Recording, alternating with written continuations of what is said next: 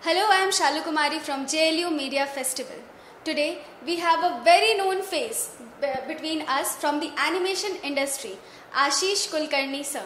He is the chairman of FICCI and he has been also awarded as the creative entrepreneur by the Entrepreneur magazine in the recent years. Hello sir. Sir, since years you are into storytelling, creativity and detailing.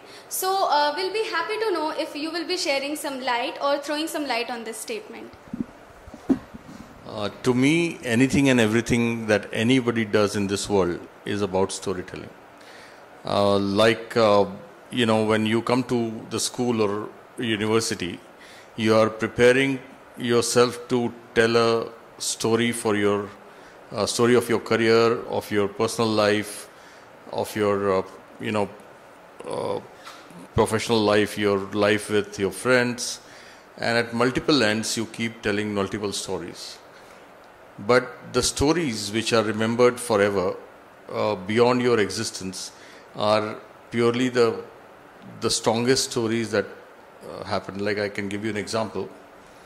Gandhiji told many small stories, but he told a very long story and a very powerful story of his life. So even when he is not there, we still remember those stories. So like this, when you actually choose to become a person in the business of storytelling, then the onus is on you to do research, detailing, and tell those stories in such a curated form that it would be remembered beyond your existence and forever.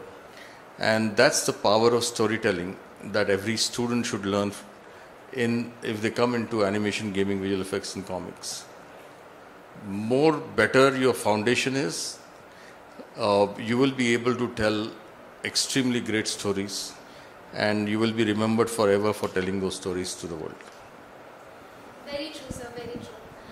Sir, the talent pool who are pursuing in this AVCG sector, they need to be trained differently. So according to you, what steps can be inculcated while their training period which can be fruitful for them? So I would like to, bring your notice to two key things. One is that the ingredient that you have to make your career. When you want to become an engineer, you normally do 9th, 10th, 11th, 12th, you do physics, chemistry, mathematics. When you want to do medical, you do, biology, chemistry, for sure. Now the thing is that when you have to make a, career in storytelling, you need to have creative and artistic forms or a performing art forms as your foundation. But because it was not taught in the school, you had to learn something as an extracurricular activity or as a hobby. Now we want that you should actually groom yourself and create a situation where you are having a stronger liking and a practice of creative arts, performing arts, design thinking. And if you can actually act or you can perform, you can sing, you can stand in front of a mirror and deliver a speech or create faces, create expressions, and even dance, or you can do sculpting, painting, you can actually do a whole lot of other activities which are more creative in nature, artistic creativity or performing arts creativity. That would lay a foundation for you and you can continue to train yourself in those skills so that you are able to implement them in the form of storytelling. When you actually tell a story through, on the screen, it's normally an ideation to script, and from script to screen, it's a big journey, and there are 52 types of different skills that are required. So teamwork is something that you need to also learn. And I would like to bring to your notice that there is a difference between training and education. Education makes you aware of various things and brings an ability in you to do research and do a lot of things. Training is something that you have to practice and sharpen your skills constantly through the training as a process. So if you want to become a cricket player, you need to go and in the ground, you need to, nurture your body, you need to have right diet, you need to sleep at the right times, and you need to practice, if you're a batsman, then you need to practice, constantly face different kind of bowlers. You need to have fielding practice, you need to have catch practice. If you're a bowler, you need to do bowling practice. Basically get distributed all over the world, and we will become a soft power, emerging out of India and making an impact globally. Yes, sir, definitely. So you have been an integral part of this JLU Media Festival.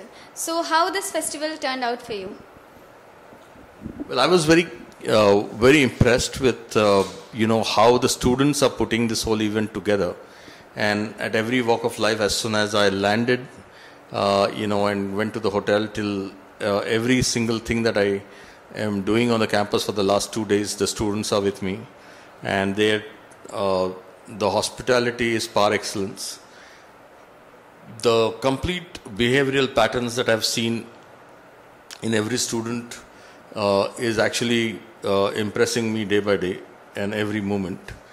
More so, I think the content that we have seen disseminated through various experiences like the master classes, fireside chat, to a whole lot of sessions that have been planned in the last 2 days have been very impressive. And I think it's not only that the experts have come here and disseminated the content, but I think the students definitely benefited, the faculties benefited, the institution and the university benefited. But more so, I feel as a speaker, we benefited quite a lot in understanding as to how the new age education after the National Education Policy 2020 needs to be implemented, and how industry academia should get together to make sure that we shorten the time of transforming knowledge and create more industry practices in the university, so that when students are getting ready, they are fully ready to join the industry, and there's no time wasted after that. More so, I saw a huge spark in the eyes of every student when we come here, and that's what is my learning, that at one point in time, whenever I used to go to the universities, people only used to think of what kind of jobs we will get and whether I can get a guarantee of a job or whatever. Where is my placement? But today there are sharper students who are thinking of becoming entrepreneurs, starting businesses, registering their patents or creating a patent or creating an idea which can become a company. And I think that's something which is a revolution in India. And I think coming to Jagran Lakecity University, I definitely see that spark exists in the students here. And I would not be surprised if the next few big startups come from JLU, and we should be able to also build a unicorn with a support to some of the students who are really becoming unicorn, who are really wanting to start their own journey in entrepreneurial way. And supporting that through this space would only result into creating more jobs. So I think it's a situation that is changing, whereby there are students who are not seeking jobs but who are thinking of creating jobs. And I think that's a very, very positive sign. And I think I am learning a lot since last 1.5 days that I'm here, that there is a sea change in the approach from these youngsters. Thank you so much, sir, for such an insightful conversation. So here we had Ashish Kulkarni, sir, with us. You are watching me on Lakecity Live and listening to me on Lakecity Voice. I am Shalu Kumari with camera person Samad Haidar Khan, JLU Bhopal.